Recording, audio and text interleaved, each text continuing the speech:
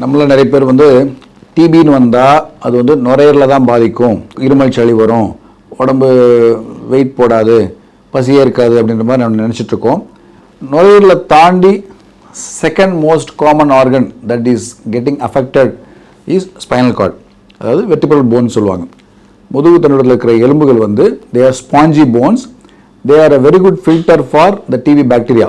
இப்போ எப்படி நுரையீரல் வந்து ஒரு spongy structure that filters the bacteria and retains தெமோ, அதே மாதிரி அந்த பாக்டீரியாஸ் வந்து நுரையீரலை தாண்டி ரத்தத்தில் கலந்து எங்கே சுற்றும் போது அது அடுத்ததாக போய் செட்டில் ஆகக்கூடிய வந்து முதுகெலும்பு தான்.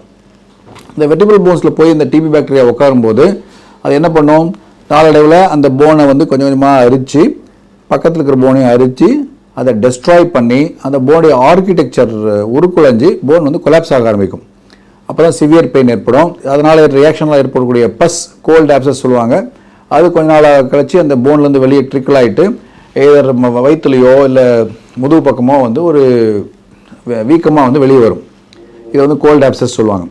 ஸோ இந்த tuberculosis of the spinal cord வந்து ரொம்ப காமனுங்க.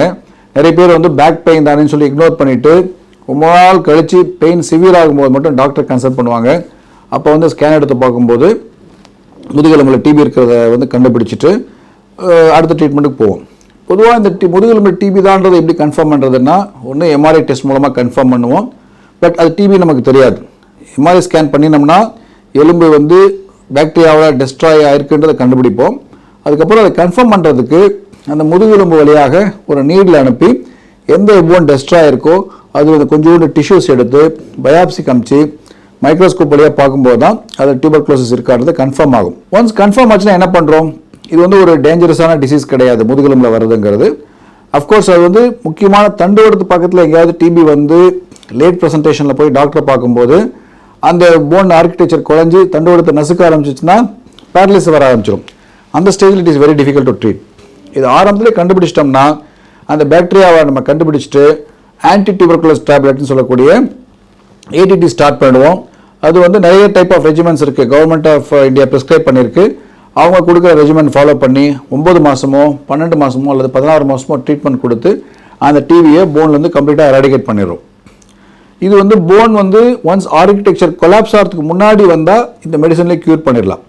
இல்லை போன் வந்து டெஸ்ட்ராய் ஆக ஆரம்பிச்சிடுது, போன் ஷேப் உருமாறிடுச்சு, பக்கத்தில் இருக்கிற போன் வந்து ஆட ஆரம்பிச்சிடுது, இன்ஸ்டெபிலிட்டி வர ஆரம்பிச்சிடுதுன்னா அந்த எலும்பை வந்து ஆட்டத்தை குறைக்கிறதுக்காக ஸ்டெபிலிட்டி கொடுக்கறதுக்காக அந்த போனில் வந்து சின்ன சின்ன பெடிக்கல் ஸ்க்ரூஸ் சொல்லக்கூடிய முதுகெலும்பு ஸ்க்ரூஸை யூஸ் பண்ணி ராட்ஸ் யூஸ் பண்ணி ஃபிக்ஸ் பண்ணி பர்மனெண்ட்டாக அதை வந்து ப்ராப்ளத்தை சரி பண்ணிடுவோம். இதில் தான் டிபி ஸ்பைனுக்குள்ள treatments. But once spinal cord injury, spinal cord compression வந்து பேரலைஸ் வர ஆரம்பிச்சிட்டுதுன்னா அதை வந்து நம்ம கம்ப்ளீட்டாக குணப்படுத்தவே முடியாது. அதனால் நமக்கு வந்து பேக் பெயின் இருக்குது, ரொம்ப நாளாக இருக்குது அப்படின்னா அது சாதாரண பேக் பெயின் தானேன்னு சொல்லிட்டு இக்னோர் பண்ணாமல் உங்கள் டாக்டர் கன்சல்ட் பண்ணிவிட்டு அந்த எர்லிஸ்ட் அவர் சொல்லக்கூடிய டெஸ்ட்டில் எடுத்து பார்த்தோம்னா நமக்கு டிபி இருக்கா இல்லையான்னு கண்டுபிடிச்சிக்கலாம். கண்டுபிடிச்சாலும் ஆரம்பத்திலே அதை வந்து சரி பண்ண முடியும்.